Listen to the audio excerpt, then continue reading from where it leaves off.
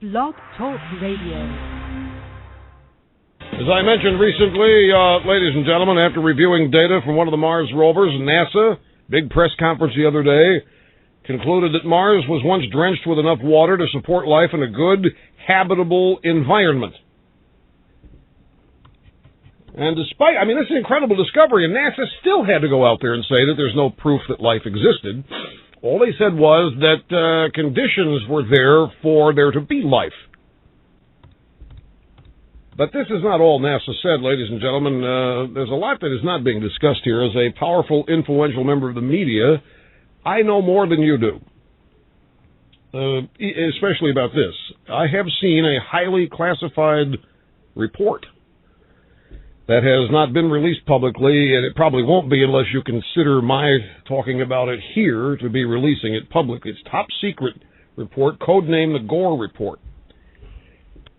It was prepared by scientists from Area 52 in New Mexico. They analyzed the Mars data.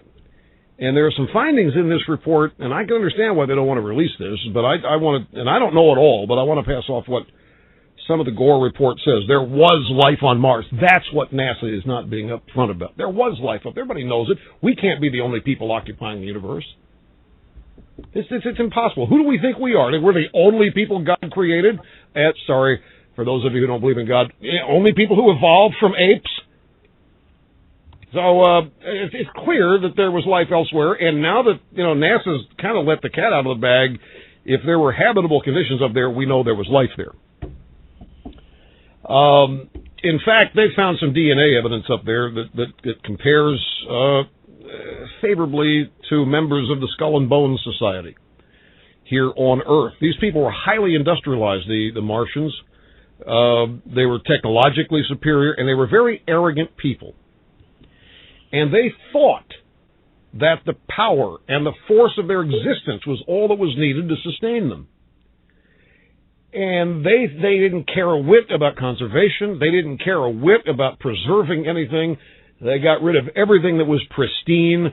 They used the internal combustion engine. They were globalists. They got rid of all the countries on that planet, and they had just one giant society, and the powerful, rich just absorbed everything they needed from the best parts of the planet, used it for themselves, and everybody basically suffered until everybody died out, because what happened was there were no checks and balances. Probably, I don't know this, there probably wasn't any campaign finance reform to restrict the corruption in their elective circumstances there. And so special interest groups and multinationals who escape taxes by forming offshore accounts. There's no coincidence in the fact that they found water, lots of water, where the habitable conditions were, because it dovetails with what's in the report about some of these multinationals abandoning their own countries and locating offshore for all of the nefarious reasons. They had rainforests. You're not hearing about this. They had ancient rainforests. They had jungles. They had so much oil and gas. They had reserves out the wazoo. In fact, one of the things they found on Mars is that there are still, it's possible that there's still some there, tiny little amounts. But it's clear. You saw the pictures from Mars. I saw the skeletons. Or at least I saw the fossils of the skeletons. There were people there, or there were beings there. But it looked like Pompeii. It looked like these people all died huddled together, and they were just swarmed in an instant. They were one day there and then gone. So many people living close together, it has to have been the result of urban sprawl. Nobody had any space, nobody had any room, and you could tell it. I saw it from the pictures that they released. It's clear, ladies and gentlemen, Mars was once it was once the jewel of the solar system, and it was raped. Mars was raped. This is what NASA knows. This is what the Gore report says. Mars was raped by robber barons. Capitalism, dependence on combustible engines led to global warming. The ecosystem that sustained everybody was destroyed. That's why the water they found is at the equator area. The ice caps melted. Exactly what's happening here, folks. Exactly what's happening here. These people were advanced. Not everybody on Mars died. This is what's fascinating about this report. Not everybody on Mars died. Some were able to flee. Some were able to get off the planet. This is what they can't afford to release. UFOs, yep. All these sightings, all of these blinking lights, all these unexplained things, they're real. That's why they're calling us Area 52. Those are Martians escaping the destruction. I think it goes way back, before we were alive. These UFOs have been happening all over. It may well be that the bright star that guided the three wise men was a UFO. Tax cuts absolutely were a factor. That's what the offshore thing was all about. Yeah, of course tax cuts were a factor. But the elites got off. The elites were able to travel in space. The elite, there weren't very many of them, but they were able to get off. They fled the planet in time. The stunning thing about the Mars report, the Gore report, is that they're here. These people that destroyed Mars are here. They are on Earth, folks. They are in America. They work at Halliburton. They worked at Enron. They worked at WorldCom. They're at Boeing. They came to America, my friends. And the Gore report clearly illustrates they have not learned a thing from their experiences on Mars. The truth is out there. Far, far out there.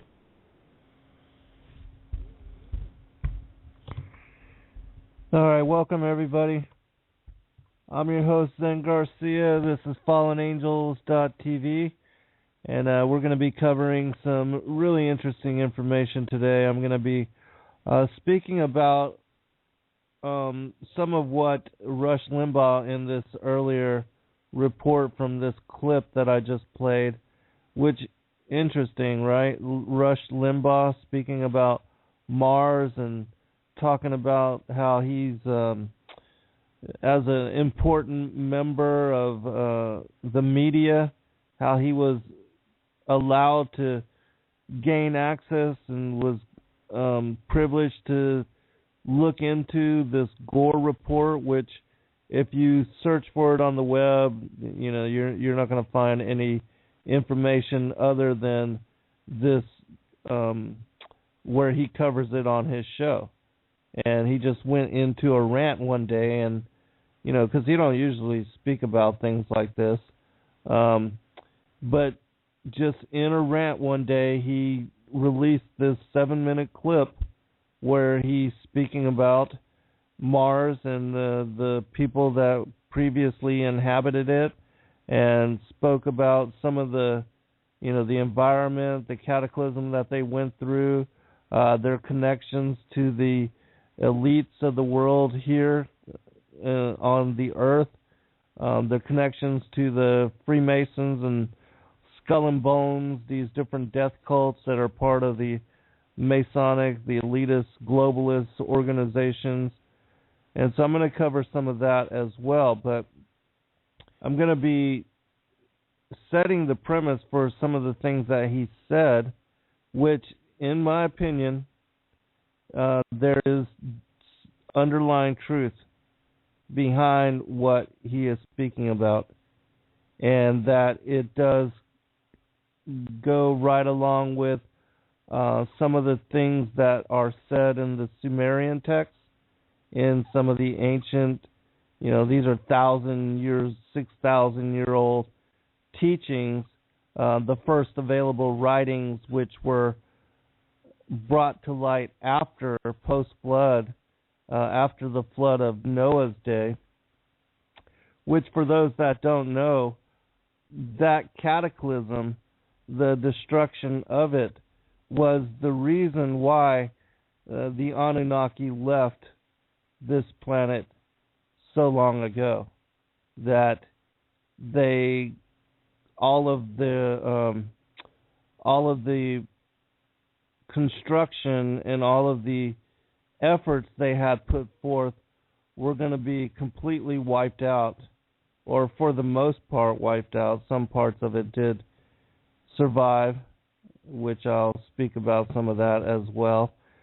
But most of the Anunnaki did leave. A few did stay back and remain.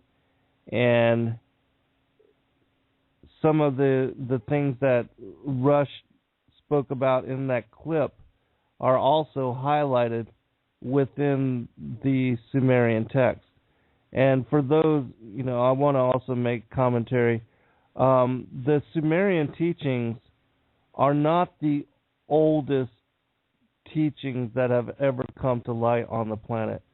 They are just, and they're not even the oldest post-flood, scriptures or wisdom texts that were laid down by ancient peoples. And that, yes, Hebrew and the biblical traditions and stories, knowledge of the Most High and His Son, they predate the flood.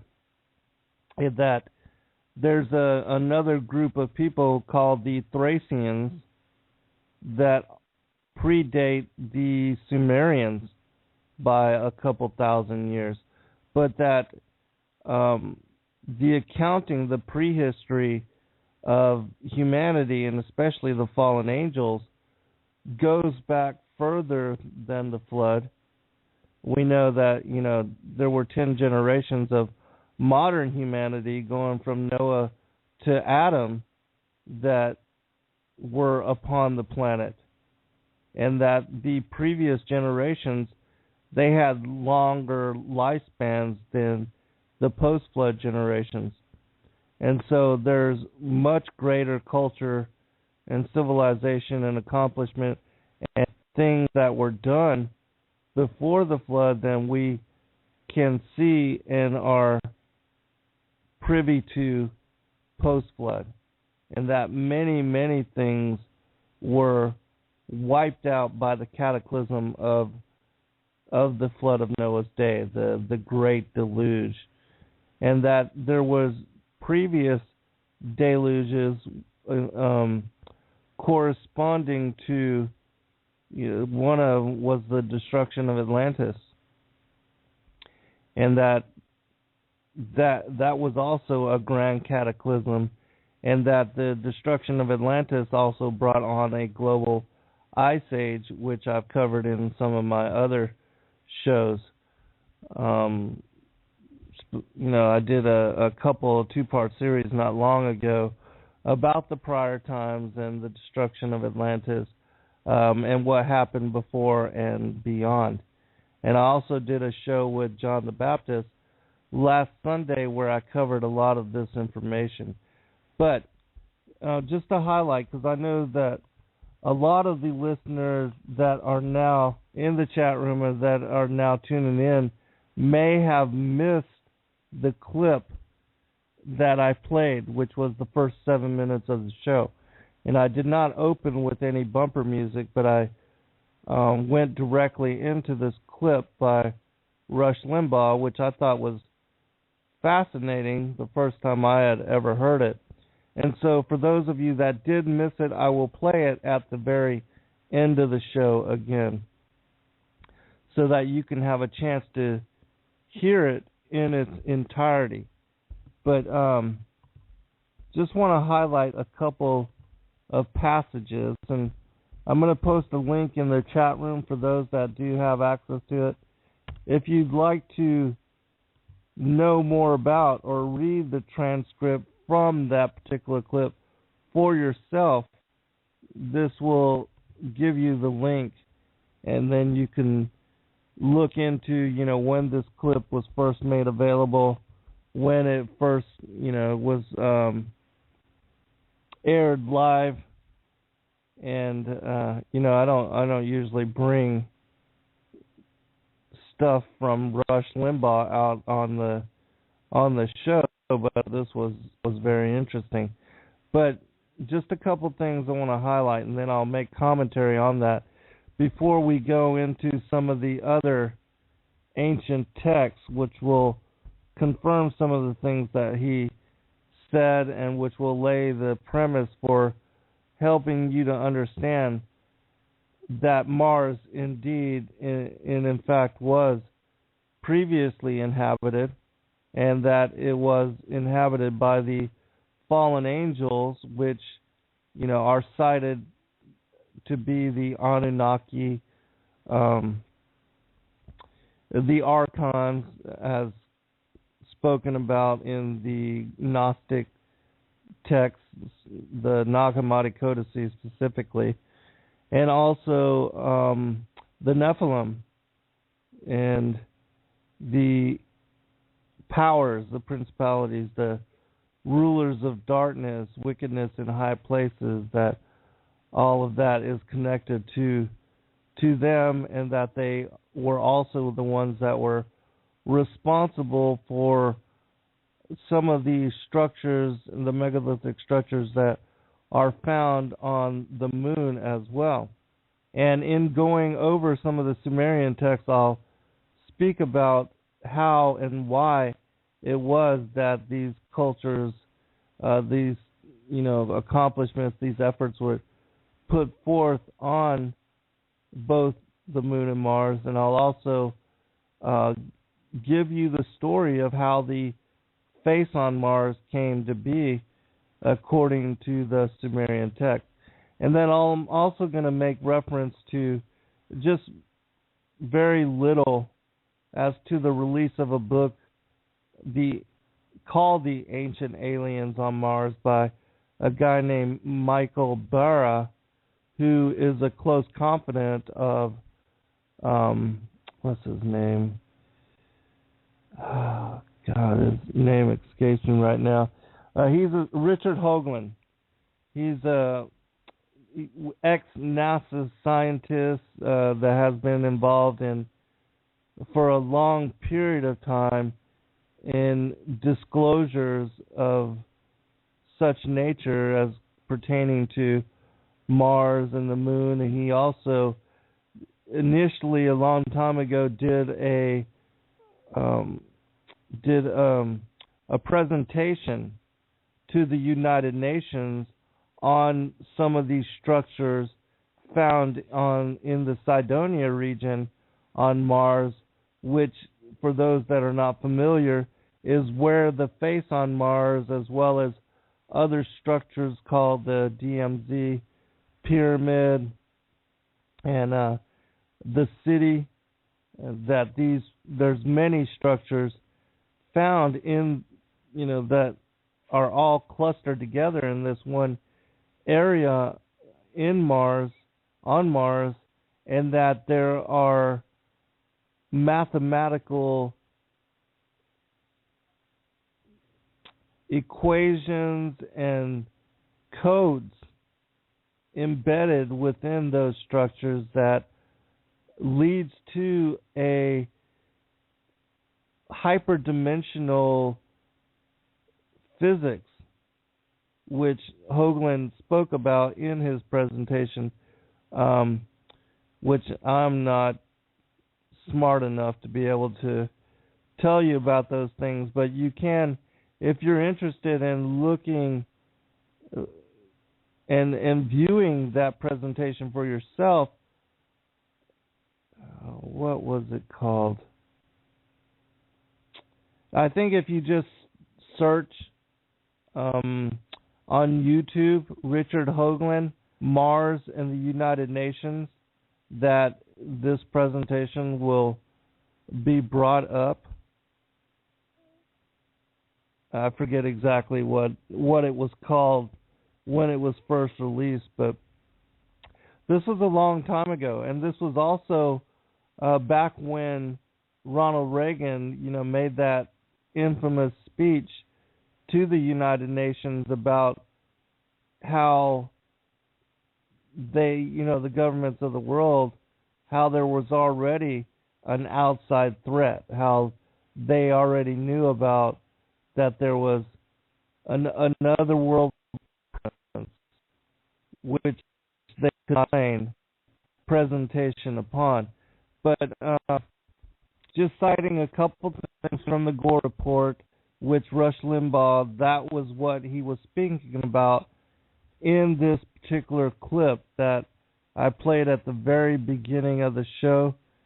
And he talks about, here, I'll just read a couple things.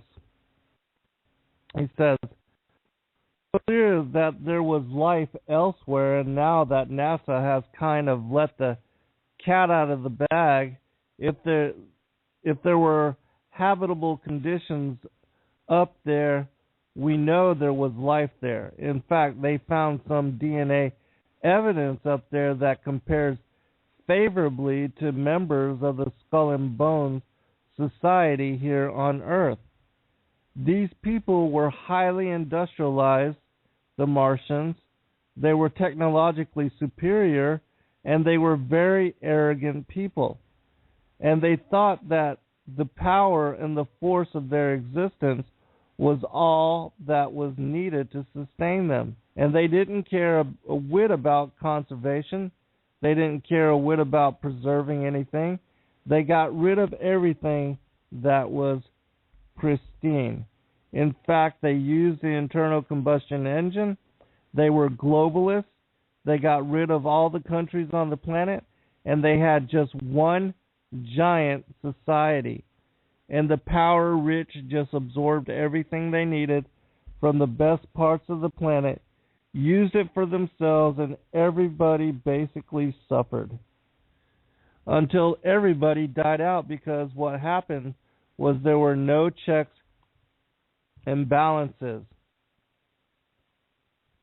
Okay, just a couple other parts.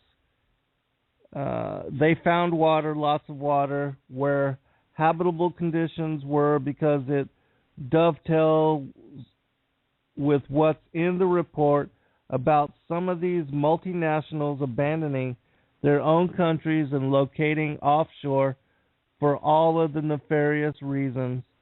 They had rainforests, and you don't hear about this, but they had ancient rainforests. They had jungles. They had so much oil and gas. They had reserves out the wazoo. Okay, I'm going to skip just a little bit. He says that there were people there, or there were beings there, but it looked like Pompeii. It looked like these people all died huddled together, and it was just swarmed, and in an instant. All right. A couple other things, and then we're going to go into, I'm going to bring some further information about and make commentary about what I'm reading right now. Mars was once the jewel of the solar system, and it was raped. Mars was raped. This is what NASA knows. This is what the Gore report says. Mars was raped by robber barons. Capitalism, dependence on combustible engines led to global warming. The ecosystem that sustained everybody was destroyed. The water they found in the equatorial areas, the ice caps melted. Exactly what's happening here, folks. Exactly what's happening here. A couple other highlights.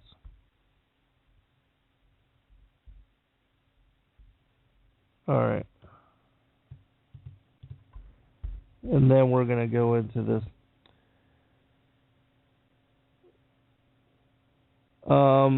It's not difficult to see that the world's most powerful elites would have hidden themselves away on a military fortified offshore island so they would be much harder to invade or attack. They might explain why we have found any other areas on Mars that are as highly developed as Cydonia, seen the longest, like the Los Angeles coastal area being only part of Southern California that is not a desert, or the fact that most of the entire continent of Australia is bleak, barren desert except on the very edges. But the elites got off. The elites were able to travel in space. They weren't very many of them, but they were able to get off. They fled the planet in time. The stunning thing about the Mars report, the Gore report, is that they're here. These people that destroyed Mars are here. They are on Earth, folks. They're in America. They work at Halliburton. They work at Enron. They work at WorldCom. They're at Boeing. So, anyways, all right. So we're going to go into the elite and their connections to the fallen angels. Now, for those that have not read, I have read from a report a long time ago on the show where I covered it was a news release from Steve Quell, and it was speaking about this gentleman who was geneticist. He looked into the DNA and the structure and did a lot of experimentation and work in that area. But one of his friends, who also was in this field, was approached by one of these elites here on Earth, had a near-death experience. And having this near-death experience, he was, he came to Christ. And he wanted to know about, because he and his family, they were, part of the royals, kings, queens, princesses,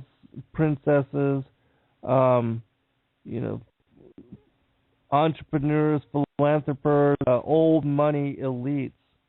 And they had taught him since he was a young child that their families and their bloodlines had a different DNA structure than, let's just say, the seed of the woman or the sons of Adam, and that they do consider themselves to be the children of Cain. And he said that that their bloodline, their lineages are taught that they have 3-strand DNA, not like the 2-strand DNA that most of regular humanity has. And so he paid, or was going to pay, this particular guy's friend to do this investigation and to confirm whether this was true or not. Now, the gentleman did begin to do this investigation, but was not able to be paid because the guy that had tasked him to do so was found strangled, hanging from a rope that was suspended from his raptors, and that he was murdered or suicided, because they did say that he committed suicide, but that was the official cause of death. But anyways, and then also this geneticist that started to look into and try to verify whether the elites have different DNA, he was found murdered, and he left all of his studies to this gentleman that followed up on what he had begun, and found out that there was a genetic anomaly, but that the elites didn't have 3-strand DNA, but that there was a parasite that that gave the illusion as to the elites having 3-strand DNA. And I covered this in what will be the release of my next book. I do give detail into this information, which is very, very interesting. Now, I want to just read one small part so that you can get an idea as to what I'm speaking about, but then we're going to go into a little bit more about the release of this Gore report and some of the information found therein. This is from that particular Steve Quell release. It says this. I need to start just a little bit prior to this to give you full information. Okay. It doesn't really matter what I believe. It doesn't matter what the lying facts say.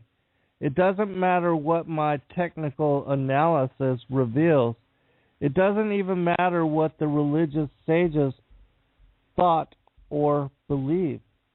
It only matters what they believe, because our original subject and his relatives, who are kings, queens, princes, and princesses, as well as leaders of industry and banking worldwide, believe and act as though they are children of an otherworldly race of humanoid beings, but not human only, hybrid human, more than human, superior alien humans.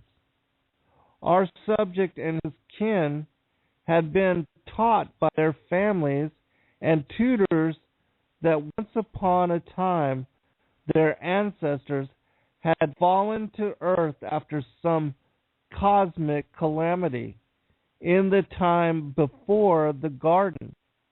He believed that while their ancestral mother was Eve, their ancestral father was not Adam. They believe that they are our humanoid cousins, superior hybrids, half alien and only half human. They once reigned from Olympus and were pharaohs. Whatever the real truth of their history, their belief is the driver of their actions. Being the true believers they are, they will continue to operate in accordance with their belief and the laws of alien Darwinian type survival. That's why they interbreed, to maintain the purity of the bloodline. That's why they secretly meet and connive to pass power between themselves. And that's why they must fool the rest of mankind into wars of self-destruction and death, so that we may be forever enslaved to their lusts on this prison planet till death do us part.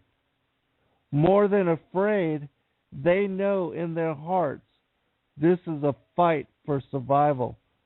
The fight survival.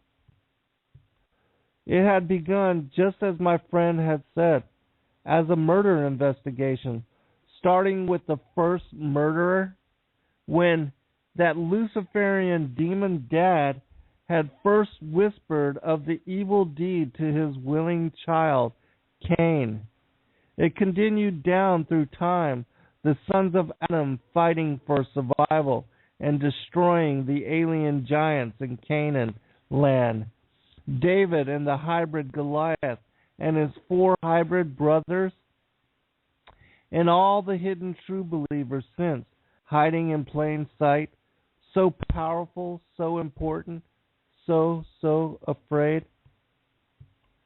I was reminded how in the mountains of Afghanistan the people would say their cousin lives on the other side of that mountain, then in the next breath remind you that the word for cousin is interchangeably the same word meaning enemy.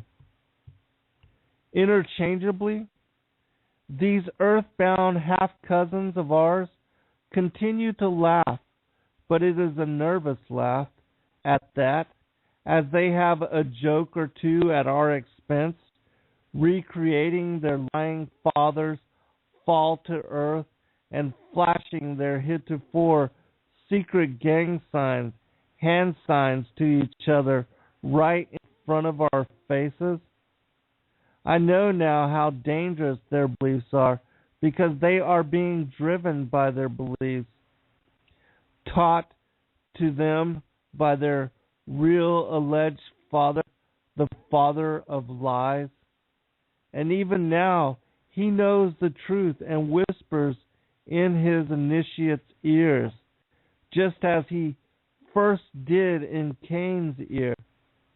The sons of Adam, as long as they live, are dangerous.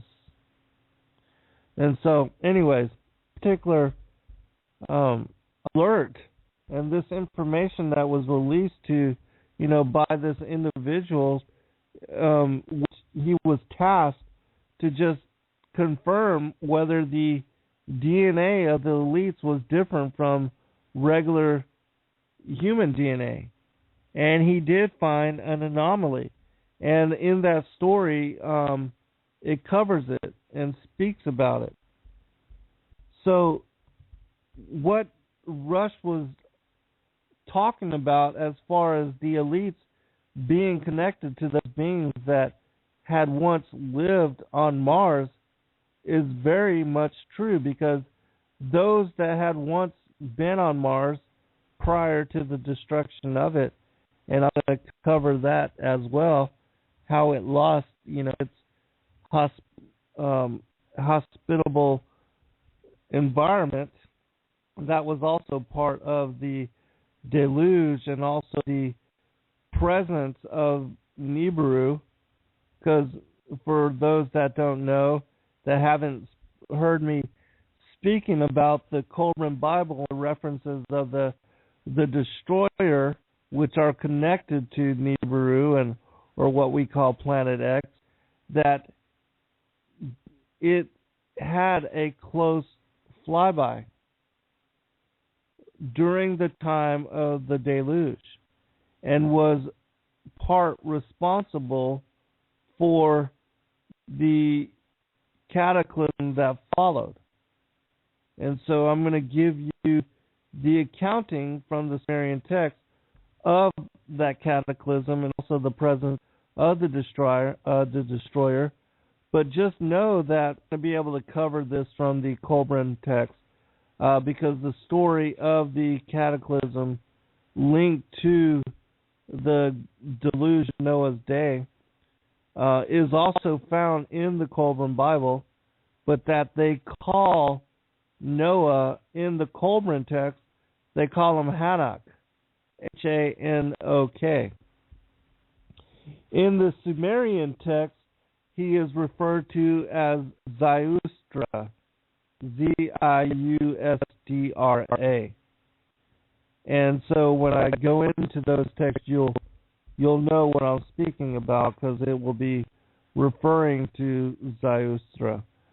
But for those that want to know more about those accounting from the Qumran text, also that the Exodus, that was another near flyby of Nibiru, or the destroyer, was during that particular time, and that every time this planet comes by in close proximity to the Earth, it drops upon our atmosphere a red dust, and that this red dust turns the rivers and the oceans, well, not the oceans, but the rivers and the streams and some of the lakes of blood red.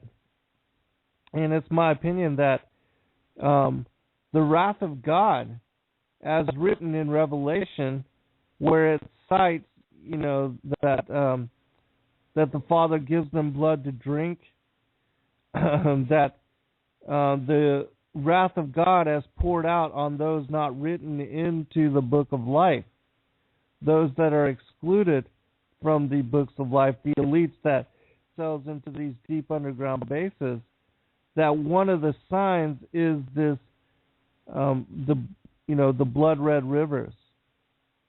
And so it's my assumption and opinion that the destroyer, as cited as wormwood in Revelation, will have part to play in the destruction at the end of days. and the fulfillment of the wrath of God as poured out on the wicked. And that, in fact, my next book will be focused on the end of days and the destroyer and its part as having to play in the pouring out of the wrath of God. And so I will be beginning soon on that book as well. That Skyfall is almost done and will be released to the listening audience and to the public within a few short months. And so, I know Jazz just said that she just recently got the Colburn Bible. I do recommend people look into the Colburn text. If you're interested in them, you can email me, and I'll be glad to give you an electronic copy, which you can't hardly find this out there anymore. And so those that are interested, you can just go to zengarcia.com and use the Contact Us link there, and just ask me for a free copy of this Colburn Bible, and I'll be glad to send it out to you. But I'm going to go ahead and go into, let me make just a little bit further commentary, and then we're going to go into these Sumerian texts, because I know I'm going to quickly run out of time. But that I appreciate all of you joining me for this part of the show. And also know that currently, right now, that Blog Talk had an update, which is making it difficult to schedule shows in the future. And so, as of right now, they said to come back in a day or so and to try again. But as of right now, I'm not able to schedule another show or other shows for the following Saturdays. But hopefully before next Saturday, I will be able to do so, and that I'm going to cover the Devil's Church and how Christianity got convoluted with paganism and the idolatry that the Father and Son has warned us about. Because so much, and I'm going to connect some of the holidays like Christmas and Easter with some of these pagan rituals. And so anyways, that's what I'm going to do next Saturday, just to give you an idea. And also, I'll be doing a show with Dr. Joy this Tuesday on Revolution Radio, freedomslips.com, Studio B, from 8 to 10 p.m. Eastern. And so we'll be covering her the 3-book set that she just released, From Eden to Armageddon, Beguiled from Eden to Armageddon. And I've also had people tell me that they have had difficulty in getting into the live show and in being able to join the chat room, which if you have problems, please let me know, and I will ask the producers, and we'll get the technical staff to look into what the causes may be. And now, here on blogtalkradio.com, I do this show by myself, and so, but I can pose questions to Blog Talk if need be. But there, if you're having any problems, let us know, and I'll ask them, the producers and the technical people, to find out why and get back with you. So, anyways, do join us if you can. This coming up Tuesday, 8 to 10 p.m. Eastern, freedomslips.com, Studio B, and that's on Revolution Radio. That's the new show that I'm doing over there. Anyways, all right, going into some of this text.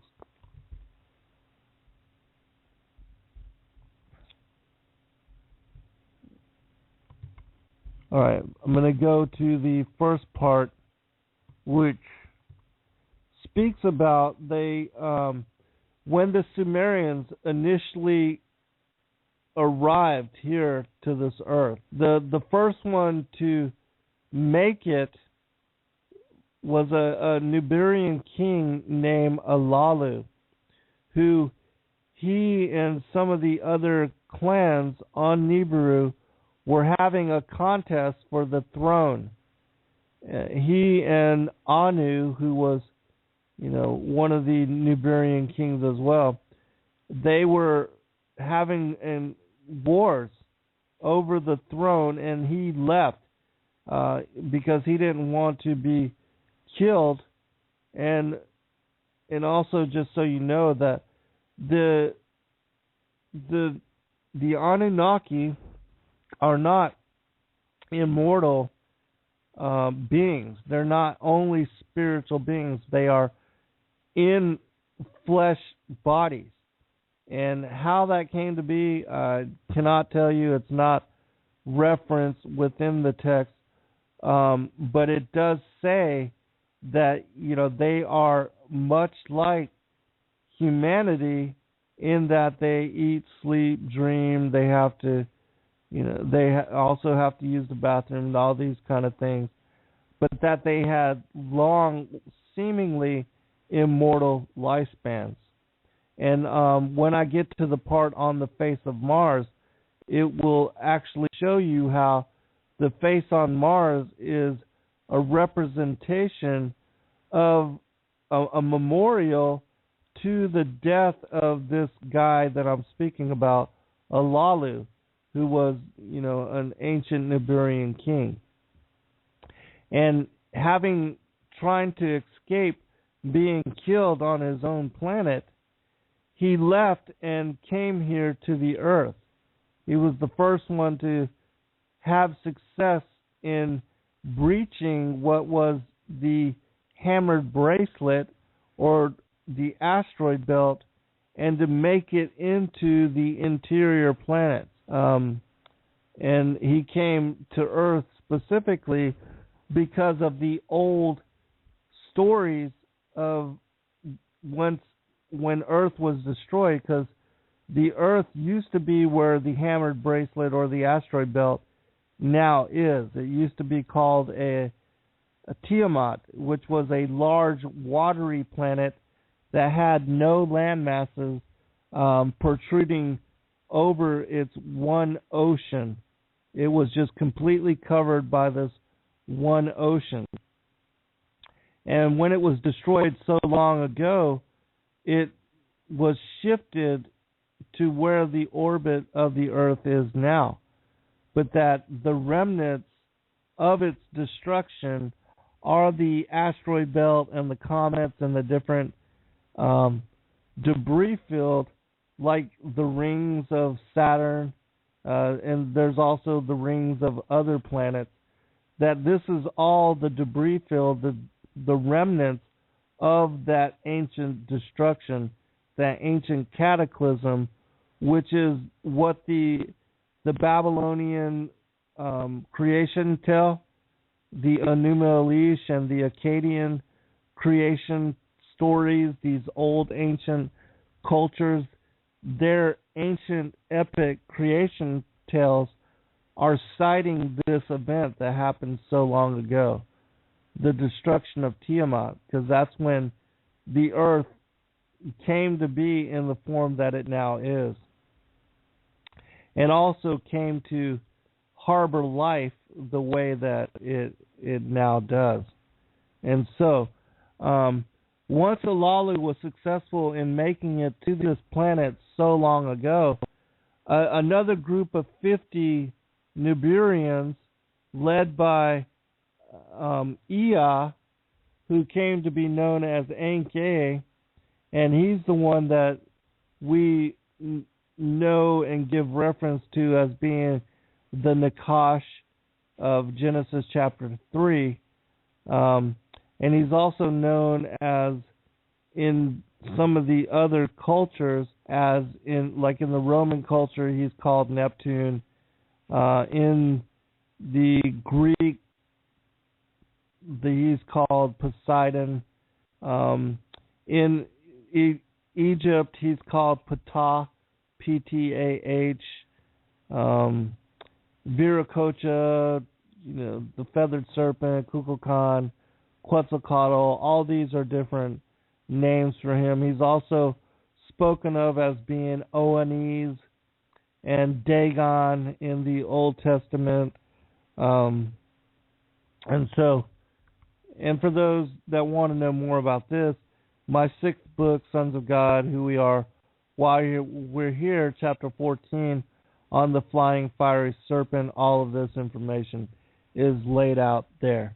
But anyways, when this group of 50 came here to the earth, that's when Eridu, which was the first colony, was established.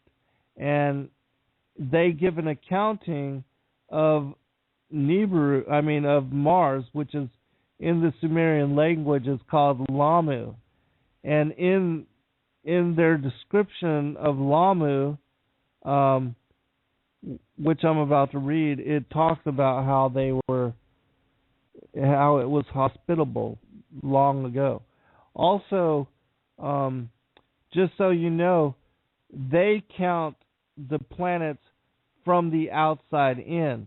And whereas we know Earth as the 3rd planet from the sun and Mars as being the 4th planet from the sun, they count the planets from Nibiru coming in. So like Uranus, Neptune, Saturn, Jupiter, and what used to be Tiamat, that Mars is the 6th planet according to them. So you understand this reference. All right, it says this. In the dark deepness, the 6th planet they could see, the sun's rays it was reflecting. There is water on Lamu, Ea was saying. Can you bring the chariot down upon it? Anzu was asking. Deftly, Anzu, the chariot toward Lamu, directed. Reaching the celestial god, around it the chariot made circle. The planet's net is not great. Its pull is to handle easy, Anzu was saying. And when it's speaking about the planet's net, it's talking about its gravity. A sight to behold was Lamu.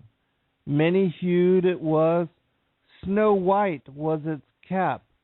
Snow white were its sandals, meaning the polar regions. They were covered in ice, in snow. Reddish hued was its middle.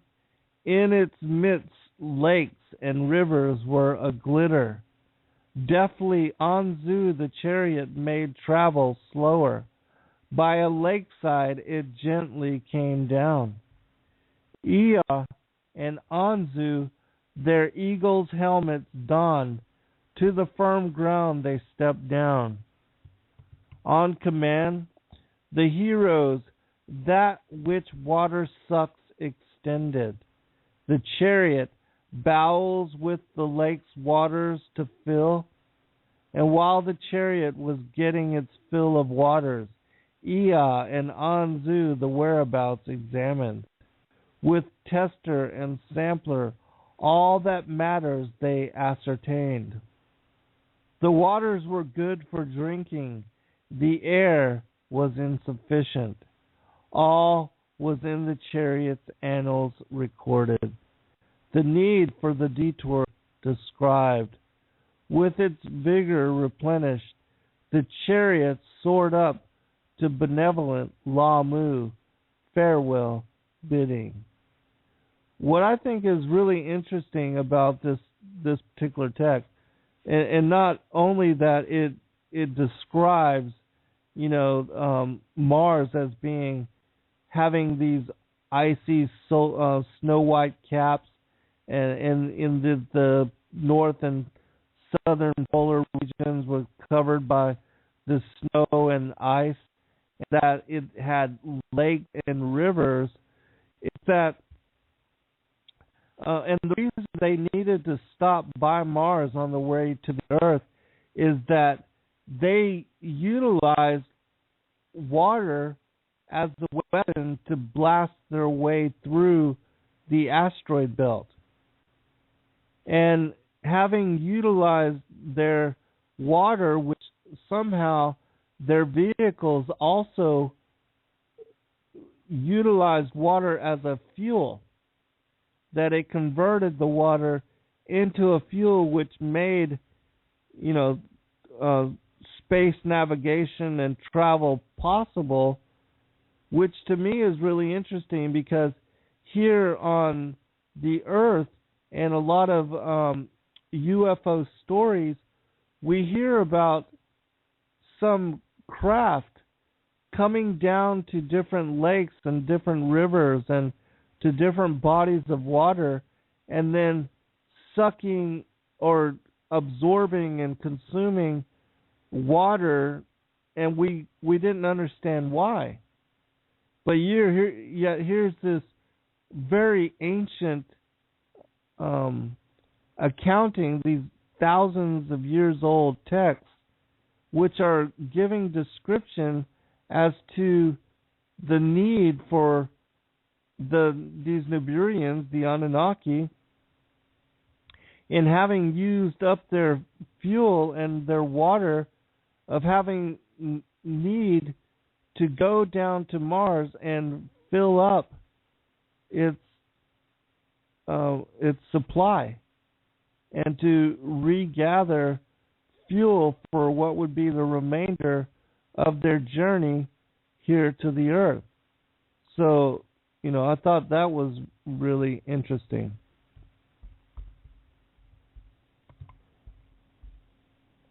And for those of you that, if you have question or commentary, just put it into the chat room, and I'll try to get to it.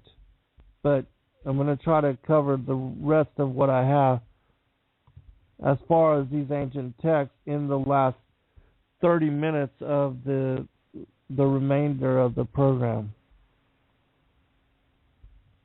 All right. The next story will tell you about the face on Mars and how it is that it came to be. Now, this is the second journey, or actually the third journey. After the group of 50 came here to the Earth, there was another group of 200, I believe it's 200, that later came with Enlil, who we know as Zeus, or I forget what they call him in the Roman mythology. Zeus, and the father of the false gods, the pantheon of gods. But anyways, Enlil is who we know as Zeus, and his brother Enki is who we know as Poseidon. But anyways, he came with another group of these Anunnaki, and also his father. And that when they came here, Alalu had declared how he wanted to be king again on Nibiru. So he and Anu had a wrestling competition.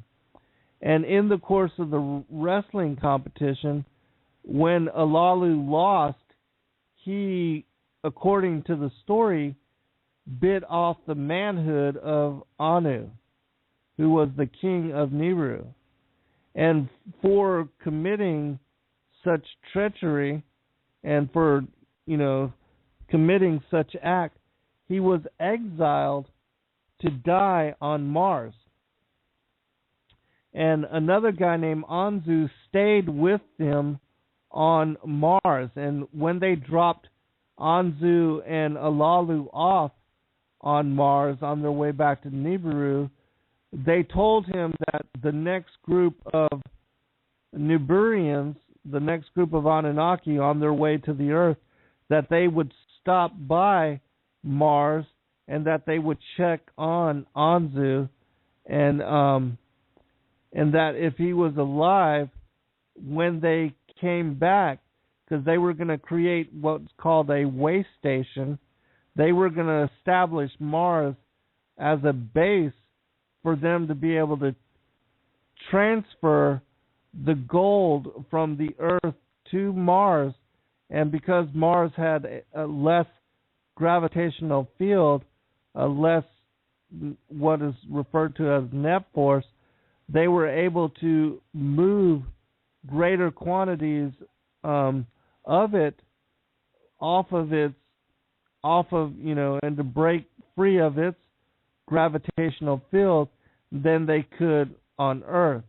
And so Mars was chosen to be this way station or this ancient colony in order for them to bring the gold from the Earth to Mars and then transport from Mars to Nibiru.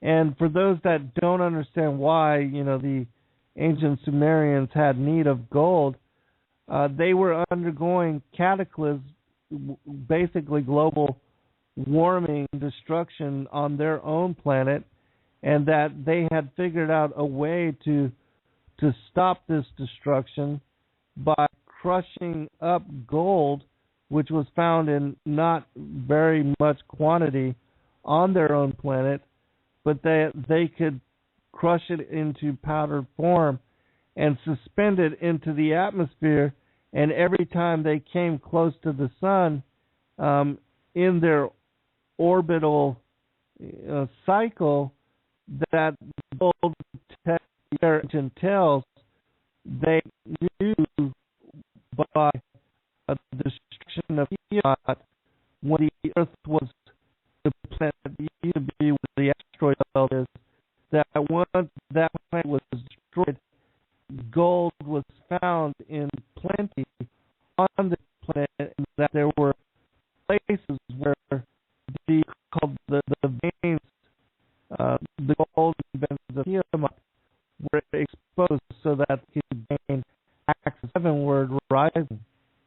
In the great rock cave I found Lava's corpse therein I hid. Its entrance with the stones I covered. So was Anzu to them saying.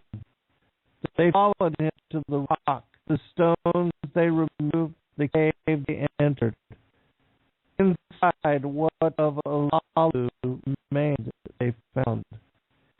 He who once on Hebrew a king was a pile of bones, was in a cave now lying.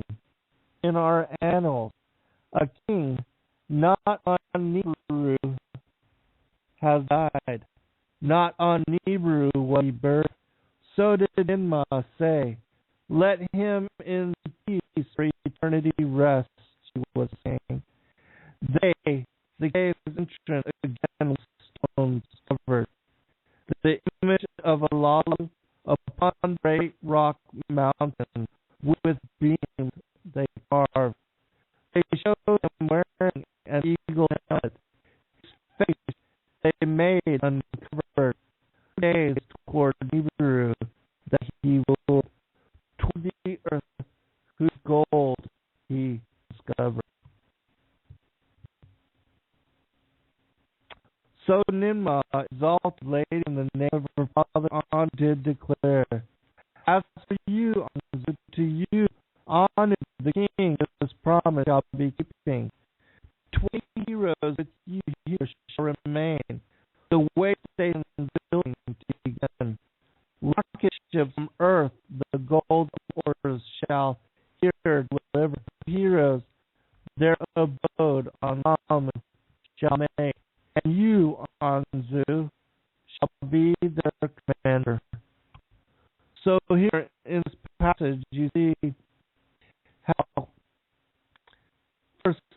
the Anunnaki do die, and that they possess bodies of flesh, that once his body decayed, the bone remained, and that Anunnaki, in order for them to create what would be the way station on this big planet, on Mars. So all that has been established, that all of the other heroes, as they call them, that were going to be coming to the Earth, we're going to establish 5 cities of the gold, which would be taken to Mars, to Lamu, and then from Lamu to Nero, that it would be gathered on Mars. They were establishing this colony or way station there in order for them to be able to transport Nibiru. And so that's why the efforts put forth to create Mars and make it to the what will be the last part of the show, covering the globe deluge from the Sumerian text, so you can understand how it was and what took place because of the deluge. Because it's an interesting, I'll just say for the story. All right. In Skyship, Enlil and Enma to Eridu returned. Guys Enlil to her, his plans explained. His everlasting plan by design. To her, he was saying, that which for all time construction shall determine I have laid out. A whip for Eridu, where dry begins, my quarters shall be. Marsa will be its name, a place for directing it shall become. On the banks of the Brahma, the river of deep water, will it be located. To thereof a sea, sheltering place, I will name it. A bond and earth in it I shall establish. All right. So that's speaking about these 5 cities. And according to if you look at the Sumerian, the old cities that were found by these archaeologists, they are built in a straight line, as spoken about in these. These go into the last part of the story about the global deluge, how it happened, and what it looked like from the Sumerian text. All right, make sure there's no questions. Just try to call in again real quick. I'll be right back.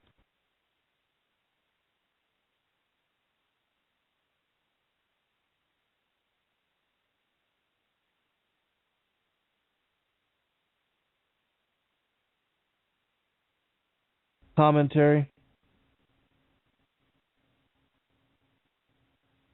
in the chat room if you do hear.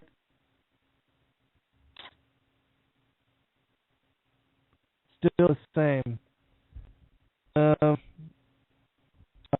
don't know. That seems really weird to me. It's probably Blog Talk, because sometimes they have really screwy connections. It seems like every time we have an update that happens. So I apologize. I might have to do a repeat of this show, but I don't want to, keep going if it's terrible. Okay. Well, I'll tell you what, I'm going to end the show with a repeat of that.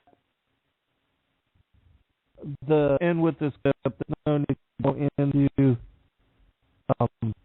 this other information if it's still feedback and you're not able to hear it clearly. Anyways, I apologize, and we'll talk, get its stuff together. And God bless all of you. Appreciate you taking the time to join us.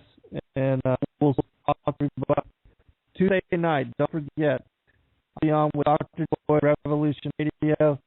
And we pretty much always have a clear signal there unless somebody's messing with us.